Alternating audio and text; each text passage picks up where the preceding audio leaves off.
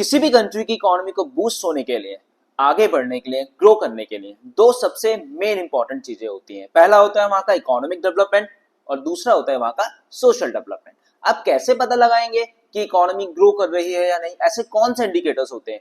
तो मैं आपको बताता हूं और आपको भी पता है। जैसे जीडीपी, जीडीपी से हमें पता लगेगा कि वहां की इकोनॉमी कंडीशन कैसी है, वहां का पॉवर्टी रेशो, वहां का अनएम्प्लॉयमेंट रेशो, ठीक है, वहां पे इन्फ्लेशन, वहां पर डिफ्लेशन।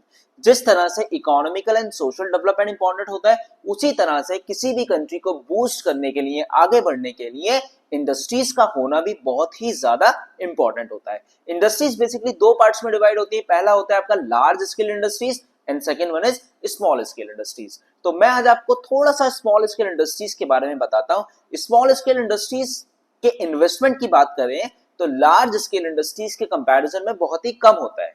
जैसे आज के टाइम में अगर हम स्मॉल स्केल इंडस्ट्रीज एसएसआई के इन्वेस्टमेंट की बात करें तो लेस देन 10 करोड़ इन्वेस्टमेंट है और जो पूरा टर्नओवर है वो लेस देन 50 करोड़ है। जब ये स्मॉल स्केल इंडस्ट्रीज 1951 के आसपास थी तब इसका इन्वेस्टमेंट कितना था? Less than 5 crore. लेकिन धीरे धीरे गवर्नमेंट ने समय के साथ इसके इन्वेस्टमेंट को चेंज किया, जिससे स्मॉल स्केल इंडस्ट्रीज भी क्या करती जाए? ग्रो करती जाए।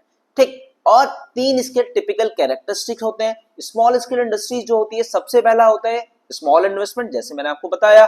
सेकंड होता है लोकेशनल फ्लेक्सिबिलिटी। लोकेशनल फ्लेक्सिबिलिटी का मतलब क्या होता है कि अगर एक एरिया में आपने स्मॉल स्केल इंडस्ट्रीज को सेटअप किया, अगर वो वहां नहीं चल रही है तो आप क्या करेंगे? इजिली एक जगह से दूसरी जगह उसे ट्रांसफर कर सकते हैं, क्योंकि वहां पे मशीन्स का यूज कम होता है और लेबर का यूज ज्यादा होता है। और थर्ड पॉइंट इसका होता है लेबर इंटेंसिव टेक्निक्स। जो स्मॉल स्केल इंडस्ट्रीज होती है, जो एसएसआई होती है, वहां पे कैपिटल इंटेंसिव टेक्निक्स का हम यूज नहीं करते हैं, मतलब कम करते हैं, और लेबर इंटेंसिव टेक्निक्स का यूज ज्यादा करते हैं।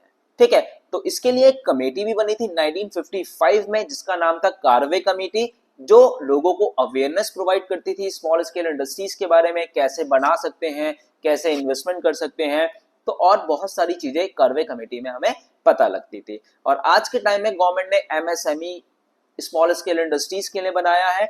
और अगर आपको इसमें फंड की जरूरत होती है तो आप इजीली क्या कर सकते हैं, गवर्नमेंट के पास या बैंक्स के पास एमएसएमई या स्मॉल स्केल इंडस्ट्रीज के लिए इजीली अप्रोच कर सकते हैं। This is all about small scale industries.